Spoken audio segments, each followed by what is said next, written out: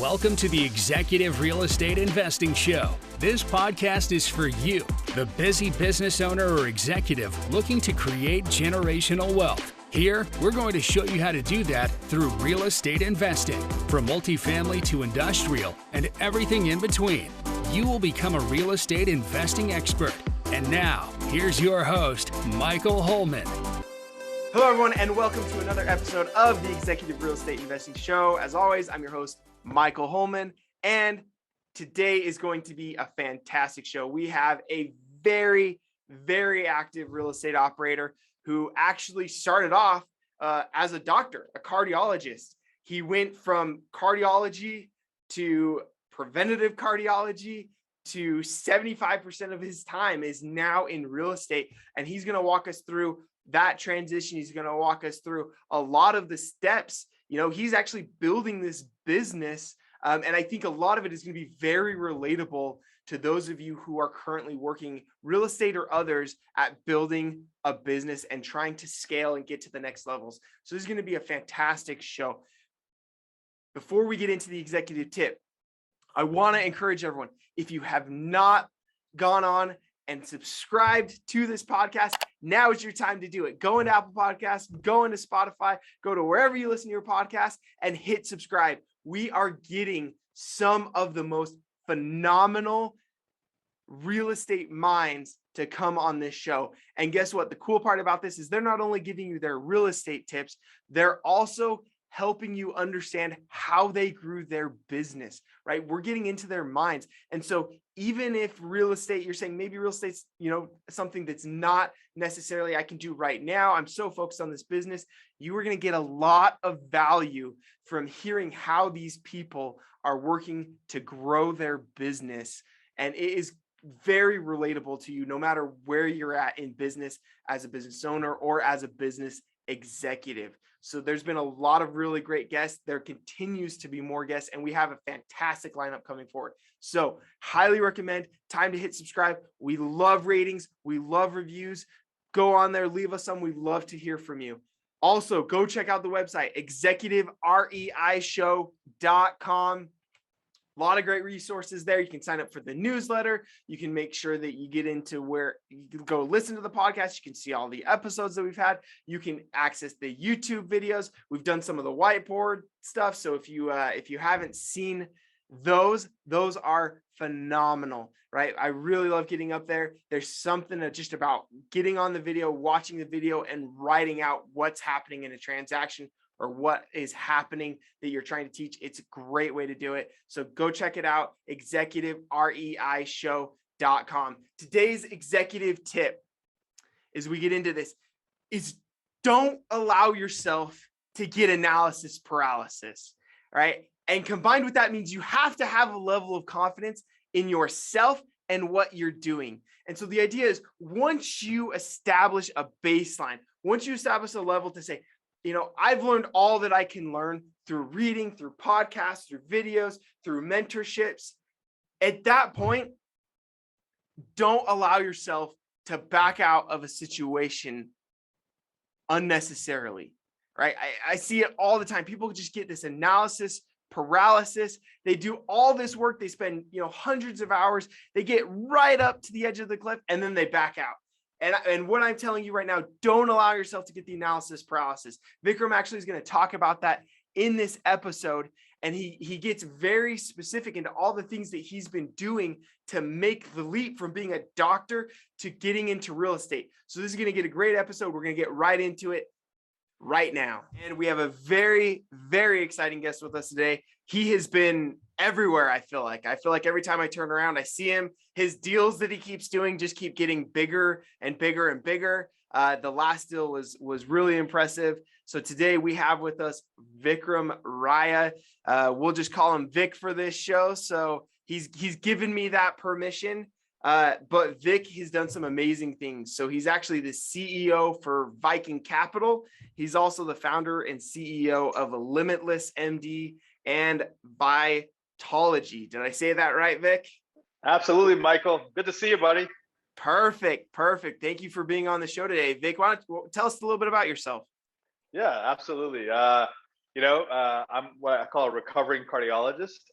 So,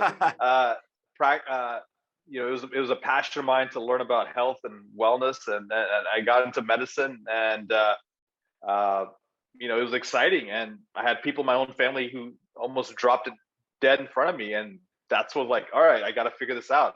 While I was in fellowship training, I was like, yeah, I wanted to diversify. Maybe, I read Rich Dad Poor Dad. I was like, how do I get on that right side of the quadrant he keeps talking about?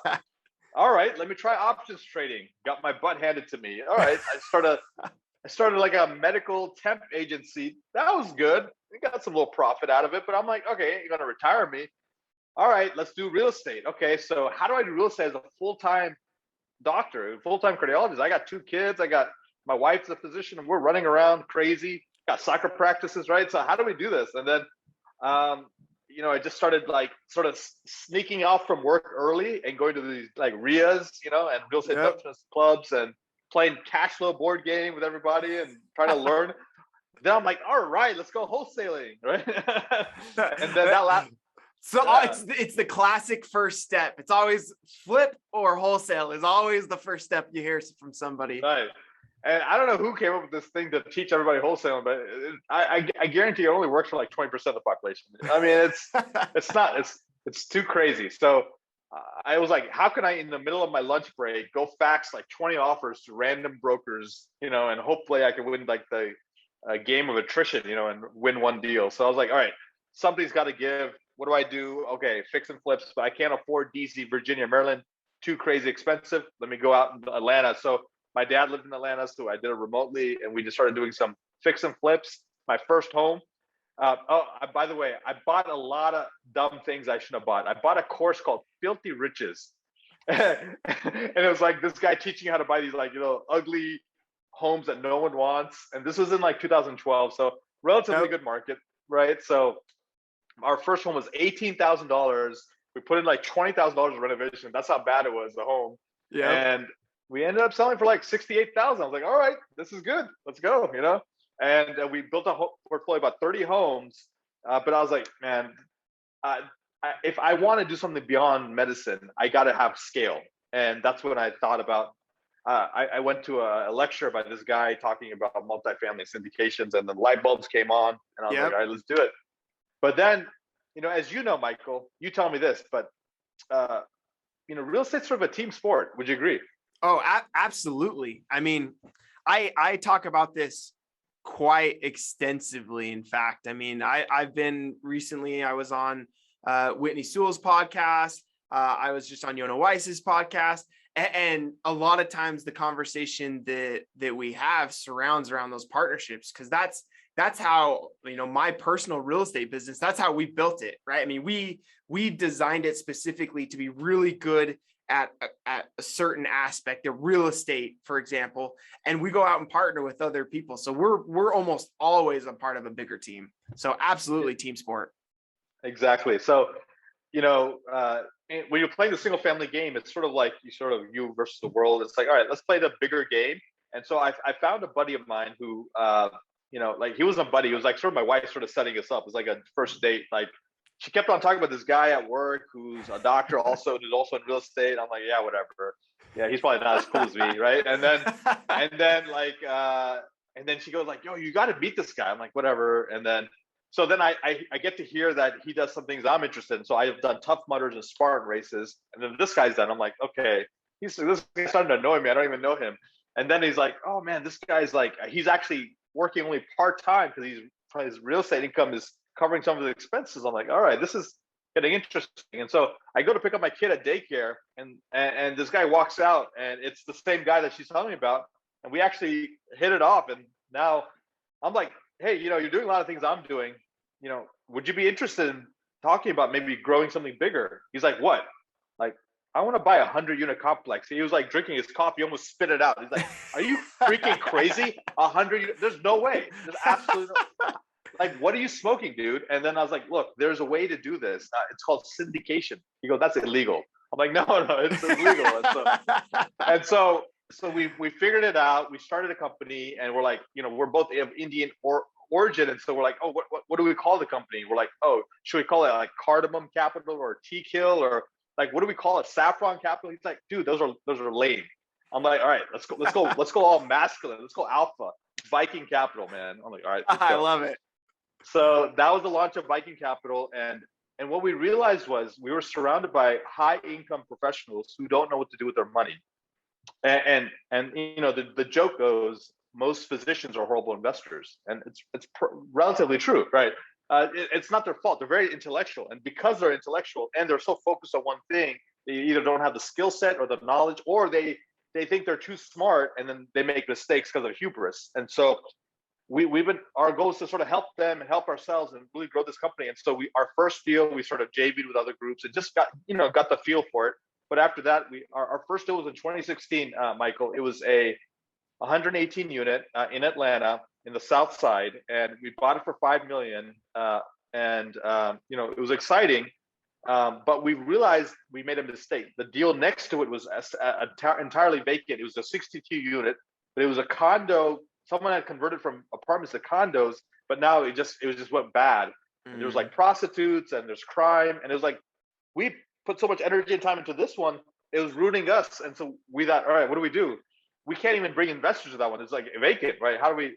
So we ended up essentially buying it from 6 different owners, condos, reconverting into apartments, and then figuring out a way to zone them together as one unit. And then we ended up selling the whole thing. And all to all, we had put in about $8 million to do the whole thing, and we sold it for $13 million within 2 years. Whew, that's so awesome. That was like, all right, there's something to this. And so that's when I started getting confident. Hey, maybe I can start backing up on my work. I went from 5 days a week, because I know, Michael, you have executives listening to this show. You got business owners, you got real estate investors. How do they eventually let go of the W-2 and go to the holy land of the K-1, right? How do you do that transition? Yeah. And it's like, it's the slow wean. You don't want to risk your mortgage and your house and your marital status by like, hey wife, I'm gonna become a full-time real estate investor. Great. Like how are you gonna do that when you have a mortgage to pay, right? So we did it in a gradual way. I went 5 days and 4 days and 3 days. And I'm like, you know what? I think I can do this. And it was cool. 2018, I had just turned 40, and that was my goal. I was like, by the age of 40, I don't want to let my money come from medicine. I want it to come from something else and clinically retire. But it was enabling me to do some things I love. So obviously 75% of my time, Michael, I'm doing real estate, which is, my favorite asset class is multifamily, obviously. But awesome. We've been before the call, we are chatting about development, and you're going to be excited about that. And I like industrial, I like all these other things. But you know what? What I've learned is whatever I touch turns to gold. But the caveat is I got to touch it long enough.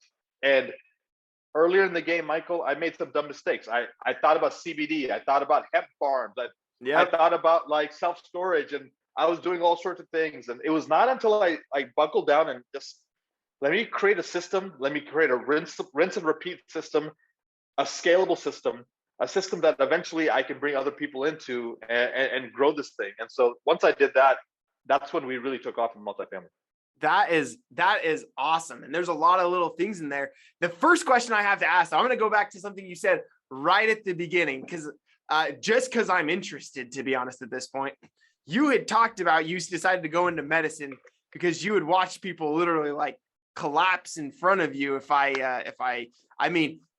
If you're okay, that sounds like a big turning point in your life. Like what happened? I mean, that's not something that normally happens in somebody's life. Yeah. I mean, in my family, I had my grandfather, both my grandfathers, 2 uncles, some aunts, and then, they were in India, which, so it was still meaningful, but yeah, it was tragic. But what really shook my core was, and what actually allowed me to leave traditional cardiology and become more of a preventive cardiologist, actually try to help people beyond just pills, is, it was my son's first birthday. We were in, my dad flew up from Atlanta. We were at this restaurant. We're all celebrating. We're giving a toast, for the birthday, and he was raising his glass, and he started shaking. His glass started shaking. I thought he was just drunk or something. And he started waving back and forth, and then he just collapsed in front of us. And we had to call the ambulance. And then we rushed into the hospital, and then, after a couple of days of testing, they found him to have 100% blockage of 2 of his arteries. And I was like, Oh my goodness. This is on my watch. And I was like, I can't let this happen. And so I'm like, look, he was taking the pills, he was taking the meds, he was doing everything that he was supposed to do. I'm like, there's got to be something more. And that's when I learned something called functional and integrative medicine, Michael. This is medicine where you're essentially using lifestyle to turn genes on and off in your body, the epigenetics, they call it. You're using cutting edge biomarkers. So when I go now evaluate a person who wants to take their health to that next level, whether it's an executive, a CEO, an athlete, I'm taking them through a different profile than their traditional doctors do. Their doctors do about 7, 10, 12, 15 tests. I do about 100. And on these, I'm able to predict cancer now. I'm able to predict heart attack. I'm able to predict dementia. And for the people who have the dad bods, we're able to take them through a program within 60 days or 90 days, and they have a six-pack, or they're like phenomenal health. And so this has been my new passion. And I do this sort of on the side, That's hilarious. I talking about those dad pods. I might be signing up for your program here not too long. There's that's an awesome story and an awesome background, right? I mean, it's kind of funny how you go through life and you have those aha moments. I think all of us, especially those, the high performers, the business executives, the business owners, the people who aspire to be that one day, oftentimes have sort of this moment that might not be as dramatic as the one that you experienced, but a moment where they say, you know what, this isn't necessarily the life I want to live. This is the life I want to live. And I'm going to get there. Right. And it almost is like a switch that just sort of turns on for people. And sometimes it's a big, extravagant moment. Sometimes it's a little moment that's just a lot of little steps, but that switch gets flipped and they move forward. So that's awesome. One of the things I want to talk about is, I mean, you made this huge transition, right? I mean, you spent probably, I would guess. Michael, can I stack on what you just said? It was just so amazing. Yes. What you just said. I love it. So a lot of you, I'm assuming the people who listen to your podcast are the same people who may know about a guy named Ed Milet. He's a very popular podcaster. He's also a super successful businessman, net worth a couple $100 million. He's sort of like the same, Grant Cardone, Tim Ferriss, all these big guys, right? Yep. So I was listening to Ed's show, and what you're saying exactly makes sense. These executives, like what I believe everyone's looking for is energy. Energy is the new currency. If you want to be successful in business, you have to have the energy, the stamina, and the endurance. And what on Ed Milet's podcast, he said something profound. He goes, I looked physically healthy, but I was not. And he goes, the moment that flip, that switched in his head was when his cardiologist told him, look, I hope you have alternative plans. He goes, alternative plans for what? Oh, well, for the woman that for the man that's going to take your daughter down the aisle, because you're not going to be around. So essentially, he's basically saying, like, someone else is going to marry your wife and carry your daughter down the aisle. And he basically called him out, right? So these are the kind of things that, like, that turn things on. So, but go back to what you're saying. But yeah, no, I mean, honestly, that's fantastic. And you're talking about this energy, right? Just to kind of play off that even more. I remember just reading Steve Schwarzman, the CEO and the founder of Blackstone, right? One of the things that he didn't really emphasize this, but one of the things that stuck out to me near the end of that book is he just talks about he's extremely high energy, right? I mean, that's his personality, and that's what he has trained himself to just have an exorbitant amount of energy all the time. And he credits a bunch of different people, right? Including his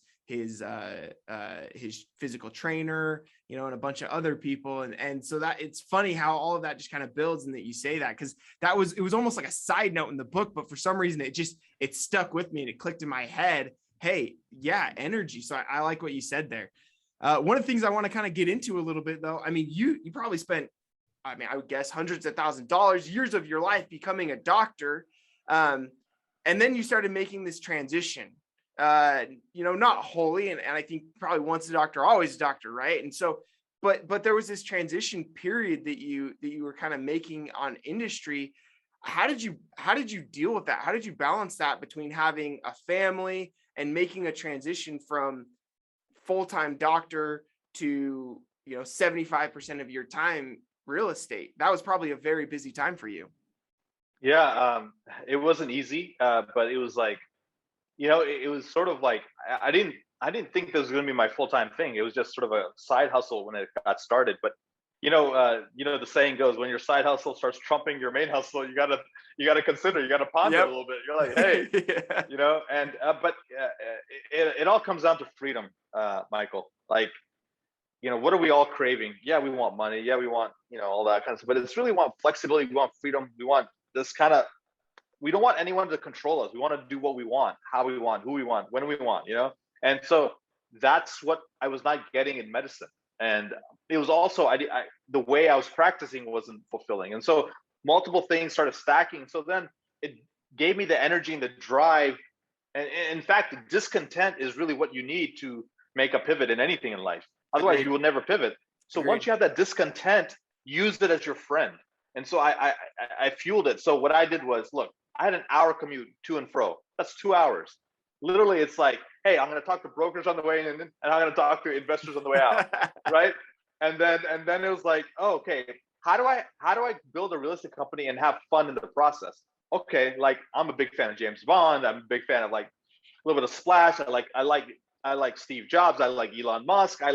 Who are these people I want to emulate, right? So when we launched our company, Viking Capital, I'm like, I want to do it in a cool way. So we partnered with Tesla because they were still sort of new at that time. Yep. And we did a launch party in one of their showrooms, and people got to drive the new Model S's. All our new potential investors, right? That's awesome. And so that's cool. Then we like, all right, we need to learn, right? So we tried learning through partners, like, hey, this partner is going to hopefully teach us everything. And then we're like, you know what? They're holding back.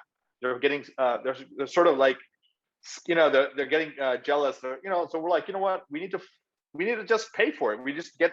So we found for mentorship, we got coaches.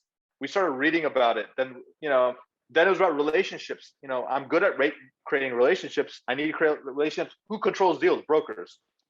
All right, let's go down to Atlanta. And so one of my famous stories that I tell often is this. It's like, I was trying to break through into the multifamily game, and we were not getting that kind of traction. And we had done a couple of deals, but we weren't really well known in Atlanta yet. And so I called my dad. Hey, Dad, go to the liquor store. He goes, why? Don't worry about it. Just get what I want. Okay, got it.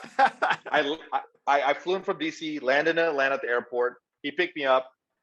He goes, did you get what I needed? Yeah. I'm like, good. Okay, I'm going to drop you off. I need you to go. So I flew to I drove to the property. We did the tour.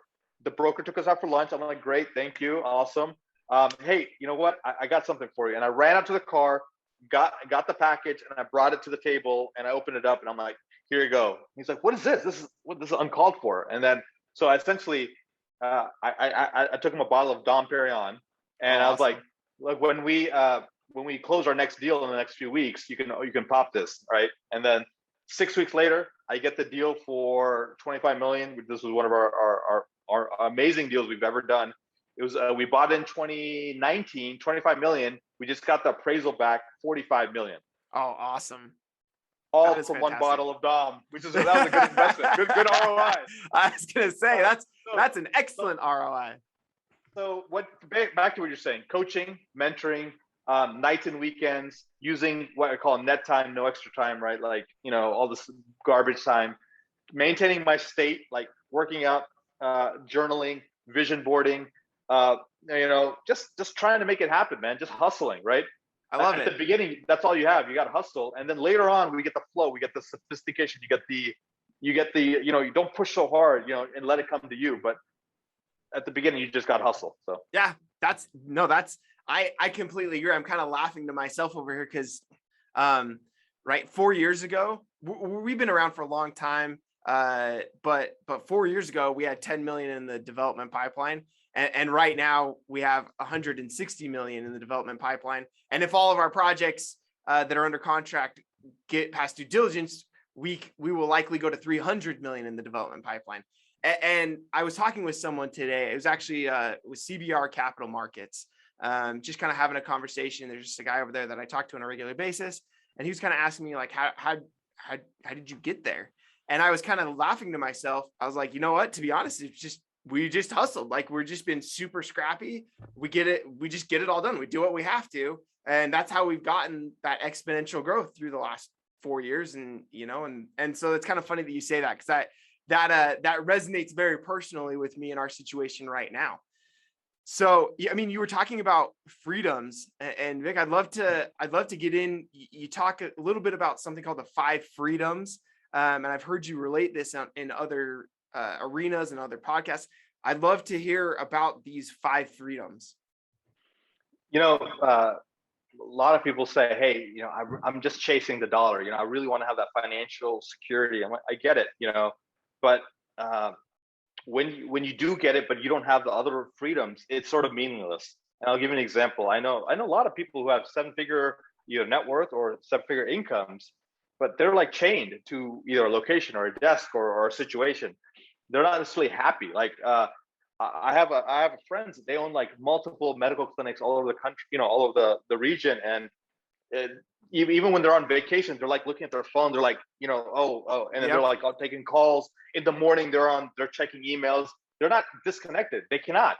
So they're not free. They're not really owners. I would say they're operators, man. And so my goal is not only to have the financial freedom, and let's be clear, it's financial abundance, right? We're at the point where you should not have to work for a whole year or 2 years or whatever and still be okay. That very few people can say they can do that, right? A lot of people who are high income are also high expense, and so they're really really luxury paycheck to paycheck, if you want to call it that. So next is really it's really that time freedom. If you can have time freedom plus financial freedom, I would say you're 80% of the way there, right? And I like to throw in geographic or location freedom. Like you're in beautiful Salt Lake City. Like how amazing would it be to like go live out there for 6 months, do and then go to Hawaii and then go to wherever, Texas, wherever you want to go, right? Imagine not having any restrictions. And many of the people I coach and work with, they're executives, they're doctors, they're lawyers. They have the golden handcuffs, and either they have the golden handcuffs, meaning they're comfortable, but they're not truly free. They're not truly wealthy. They're not truly doing what they're passionate about. They're sort of doing it because it's a good paycheck. Yep. We don't want that. That's sort of a half life. And so I think people deserve more. So time freedom, location freedom, financial freedom, and then the 2 others are the most important. I think it's a mindset freedom, being completely unshakable, like Michael, resilient. Like you've had people, business partners who screwed you, like I've had them as well. Like having the capabilities to just persevere through that. You know what? My children, like one of my kids had COVID. I was there supporting him, making sure he's good, going through all that. If a family member has financial difficulties, okay, good, I got you. Let's go. We can help you out. Yeah. Like nothing can sort of shake you. That unshakableness is what I'm craving, and I call that mindset freedom. And the final one is vitality freedom. That's like, hey, you're sick, then you got to get to strong stability. And if you're stable, you're okay according to your doctors, but you have low energy. You're not playing full out with your kids. You're not playing full out with your faith or with your wife or with whoever. Then you're not fully alive. And so I want, like, dude, I'm climbing Mount Kilimanjaro next year. I've done Pikes Peak just now. Oh, awesome. I'm doing, I do Muay Thai kickboxing. I do yoga. I want to feel alive. I want to feel healthy. I want to live beyond 100. And because there's so much to do on this earth. And I feel like there's so much impact we want to have, the charities we want to, the family foundations we want to start. You need energy, you need health, you need vitality. So those are my 5 freedoms. And once I realized that's what I'm chasing, that's my true North Star, it's really made life more fun. It's more invigorating. And I think it's a good goal for people. I think that's awesome. Right. And I love how you've incorporated, so many different aspects. And that's honestly a theme that I've been hearing. I mean, we've had a couple of different people who've been doing some coaching, coming on lately, Trevor McGregor, Jerome Myers, right? And these people, one of the common themes, including with what you're saying right now, is it's not all about the money. That's really, really important. But one of the interesting things is if you get the money and everything else in your life is a mess, you're probably not going to end up very happy in life or fulfilled or feel like you were a success.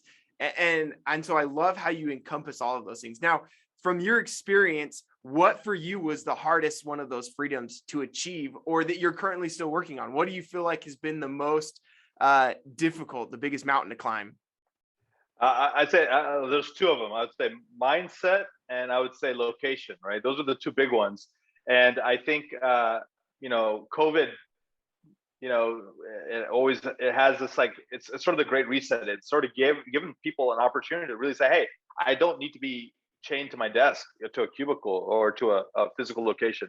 And so COVID has given people a reason not to be able to be free location wise. And then mindset, I think I'm always going to work on. I believe at times I feel like I have it, but other times, man, I don't got it. So I'll be honest. I'll be honest with you. It's like, it's a labor of love. I mean, Trevor's been a dear friend of mine and one of my business coaches and mentors.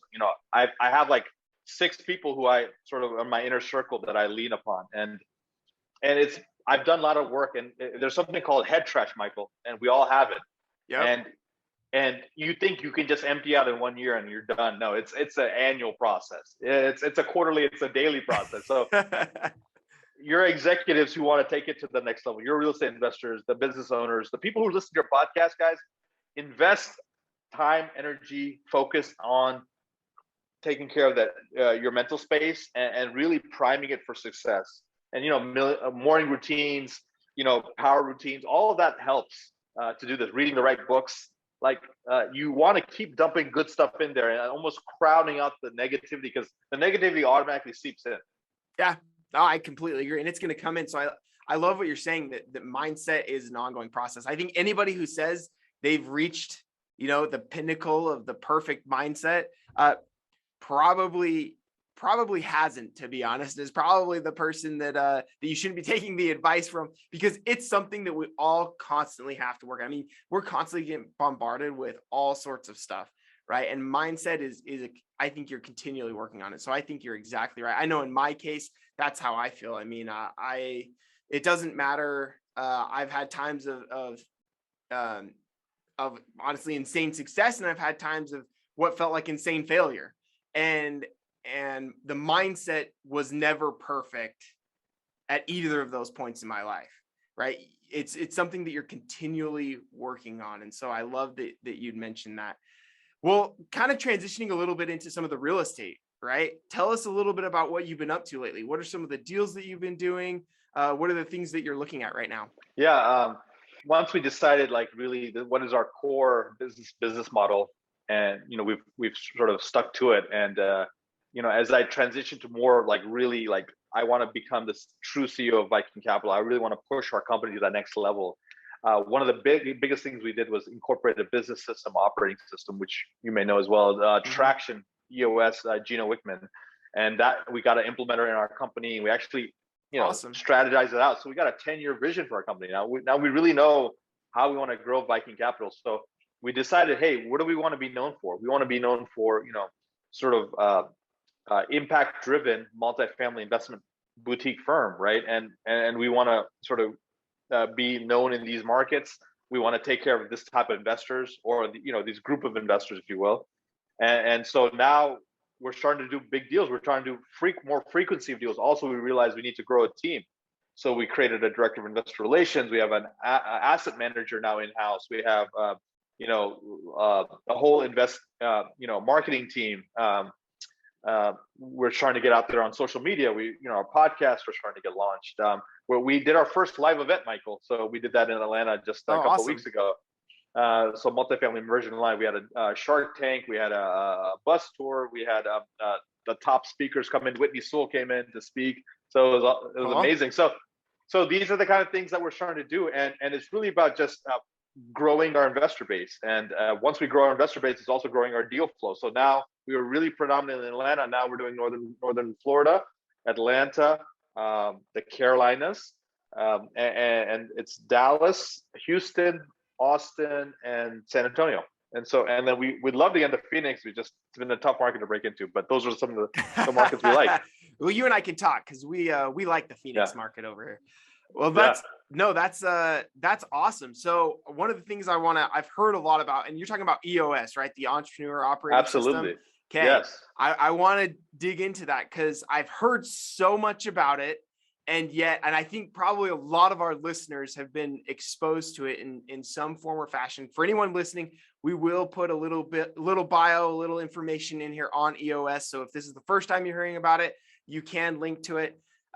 But tell us about EOS and talk to me about implementing that. And then I want to get into, was it worth it? So talk to us a little bit about what EOS was, why did you decide to do it and what you were trying to get it to accomplish for you? Yes.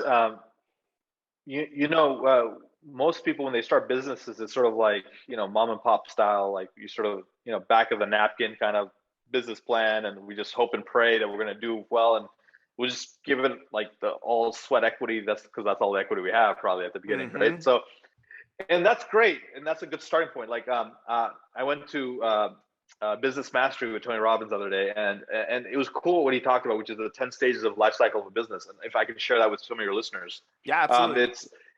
You start with birth, right? Then it's infancy, then it's toddler, and it's like teenager. I'll give an example of like a toddler, for example. It's like management by crisis, right? Business sort of walks and talks on its own, have begun to build a management team. Business still relies on you for all core decisions. Everything's accelerated, but cash flow is still a concern. So that's like a stage, right? Yep. In toddler. So, and so when you can think about it like that, there's all these different stages, and I didn't realize that's how businesses are. So it's really these different stages. Where are you right now, and how do you get to that next stage? And what is the threats or the concerns on the stage you're in, and what's going to prevent you from making that shift? And so once I realized that, it was like, it's a no-brainer. We need someone to sort of be a business, not just a business coach. You can get a business coaches, but you need an operating system to run. And there's a couple of them out there. Vern Harnish, Scaling Up. There's E-Myth Revisited with Michael Gerber. Then there's obviously Gino Wickman's EOS. It doesn't matter what you use. Stick to one thing and then use that system, right? And that's been critical because it allowed us to go from 4 people in our company to almost 14, right? In a short amount of time. And it's because we're able to grow revenue, have projects, start delegating and elevating versus me doing everything or Ravi doing everything. And then the other thing was when we first started, we're both like buddies, right? We're both friends. And we're like, okay, we both sort of wanted to be the CEO, but we didn't want to offend the other person. So we know one was the CEO. And so I was like the chief growth officer and he was the chief like maintenance officer. I was like, all right, whatever those meant. and it did us a disservice because, there's really this concept of the visionary and integrator in business. And so a visionary is a person who thinks big, relationships, charismatic. Both people can be charismatic, but it's really this, they sort of have an idea where they want to do, and they have a lot of energy, but execution is their weakness. The integrator has an amazing executor. They can really bring the teams together. They can run the systems, and they can execute and get things done. So either one is great, but together they're amazing. And that's exactly what we realized what we were, and we embraced our roles. And since then, we've really taken off. That's fantastic. And I see that all the time. And I'm trying to remember which book was the book that I first read this on. That was kind of my aha moment on having those two parties join together. I can't remember if it was Start With Why. Rocket Fuel, I think, was the other one. Rocket Fuel. That was probably it. I remember reading it probably 5 or 6 years ago. No, but that's awesome. So you were looking to use EOS to help get you to the next level. Now here's the question. When did you do this? Are you still going through it? We did it last year. And technically we're quote unquote done with it, but we're still using them because we want to keep growing. Well, and I want to hear, how do you feel? Do you feel like it was successful or it's been successful thus far? Was it worth it for you? It was highly successful because not only for us, but it gave a structure for my team. Because we've been reading business books for years, right? So we always indulge in, but it forces you because 4 times a year, you literally shut the company down. I mean, the company still runs, quote unquote, but literally everyone, everyone flies into DC. we go to we rent out a hotel, a conference room, and we sit and we work on the business, and we handle Awesome. problems that have been sort of simmering in the business that we've just been putting under the cover or under the rug. We actually flush everything out. It's very honest, transparent. Like, people call me out. It's sort of egalitarian in that sense. Anyone can call anyone else out. Anyone else can praise anyone, and there's a facilitator who's third party who can run the whole thing. So it's not like the CEO is running it or the CEO, Yep. And it's a safe environment. So people feel like they can, grow. And it's some emotional times. There's times where we had employees saying, "Hey, I don't want to go to it anymore." But now she's like, "Oh man, I'm so glad I was able to work through this." And she's now elevating our company because of the transition and and sort of the transformation she's made as a leader now. That's so awesome. It's highly recommended, guys. You can do it on your own, and maybe that's a good starting step. But if you're of a reasonable size, maybe you're starting to make 7 figures of revenue, it's a good investment to consider. That is phenomenal. So I'm for anybody listening, if you're trying to scale your business, whatever you're trying to do, highly recommend. I've heard all about it. I've actually you're making me think that I might need to go look into some of this, Vic. So I'm you got me excited about that. We're kind of going into the real estate more. What do you there's a lot of real estate operators out there. There's a lot of people raising capital. What do you feel like sets you apart from the rest of the people out there? We know a lot of the same people, Michael, and I think we're in such a good industry. There's a lot of reputable people, a lot of credible people out there. I think what sets us apart is I think the customer service we want to provide. It's like, we joke that we're like sort of a luxury startup. Like, we want to provide, we give investor gifts no matter what deal they've ever done with us. We have a thank you cards. We talk to them on the phone. We educate them a ton, and so they feel like, even though we're starting to get to the point where we're more institutional level deals. I mean, we just took down that $76 million deal in Indiana. We've raised $100 million of private equity so far. We still, people can call us directly and speak to us, and it's that intimate touch that people crave, and it's also the caliber of our investors is quite high because they're attracted to what we've done. Like, they know we've been in the grind as a W-2 earner, as a high income earner, and so they know that they can sort of trust us because we're going to treat their money like our money. And the other good thing is this: a lot of people, they live and die by what they're earning on their deals. Knock on wood, we've been successful in other categories and fields, so I don't need this money to live and take care of my family. But I it's enjoyable, and I want to earn it because I've provided value to my customers and my clients. But that's sort of the difference. And so there's no desperation. There's none of that. It's a goodwill. It's high quality, and it's also what we do with our money, right? We do Wellness Wednesdays on all our properties, where we literally improve the health of our tenants. We buy backpacks to kids who can't afford it in a lot of the properties. We do green energy projects. We do solar. We try to do solar on some of the roofs. We've done water saving strategies. So it's impact, it's income, it's community, it's customer client care and customer service, the high touch. That's awesome. Well, and with you doing so much multifamily, I got to ask, because one of the questions that I get all of the time is related to two things, and it's wrapped up in one thing, and that is, where are we at in the market, right? I mean, everyone, for the last 2 years, almost everyone's been saying we're at the top, right? And some of the experts will say other things, right? Hey, we're not at the top. There's still a lot of runway ahead of us. People are feeling like cap rates are compressed. Give us your crystal ball for a second. Just pull that out for me. And I think it'd be really insightful for our listeners to hear, what's your opinion and your crystal ball on where we're at the market and what's going on right now. Yeah, Michael, that's a fantastic question. And, if I really locked in on the answer, man, I'd be worth a lot more. But here's my best sort of hypothesis. I'm going to be on a panel this Friday with the Bain Capital head of real estate, as well as Greystar and two really big developers, Radco, as well as what's the other one? There's one more, and Seabright is hosting this panel, and so we had a dry run last week, and we were talking about the same topic, and that's why I'm glad you brought it up.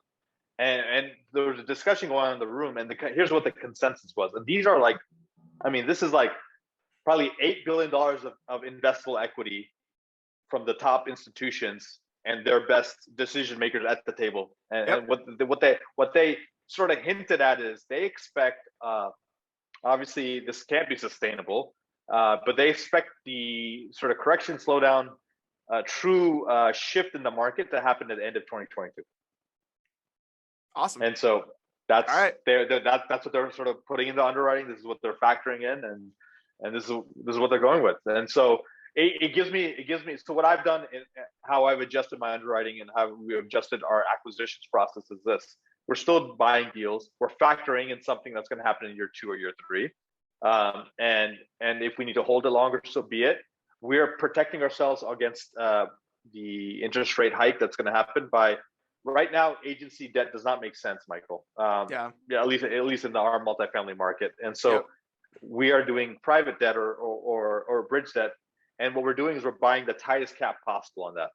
And we're paying for it because it's worth it. We don't want to have that jump in interest rates. And number 2, what we're doing is those cash reserves. And number 3 is we're delaying our CapEx strategy and riding the surge of rent bumps for the first 12 months, maybe 18 months, and then earning the remaining premium through a value add that's more of a staggered value add.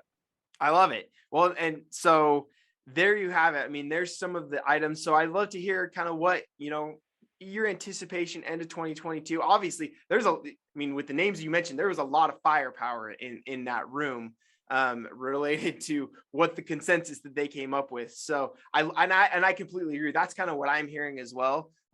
If everyone could take out their crystal ball, everyone's looking like, hey, we think we still have some runway for probably a year to 2 years. Then things are likely going to start tapering off, and nobody knows, right? Hey, is this going to be a huge major drop down? It's hard to say. A lot of people are still a little bit scarred from 2008. So everybody's just waiting for everything to drop by 50%.